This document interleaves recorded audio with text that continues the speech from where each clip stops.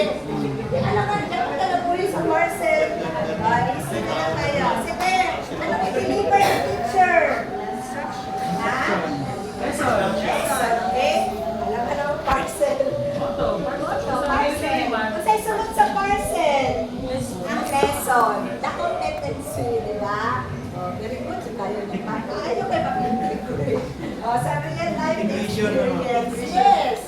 Okay, the last is assessment. What is assessment?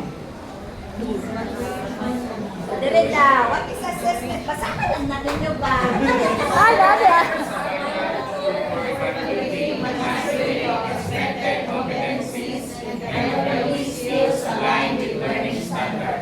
Malakit mo ha. Gusto lang maganda ako ng interactive.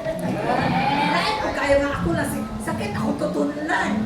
Kamu niya, bilang paminaw, huwag mo ba sa sa slide deck, sana kung pula pa yun, kung na kayo slack ni ka na kung i-discuss. Hindi kayo, di ba? Eh baka may mga co-teachers tayo, colleagues na need ito. This is strategies ba yan, yung IBM, mga strategies na we can utilize in preparing our lesson plan.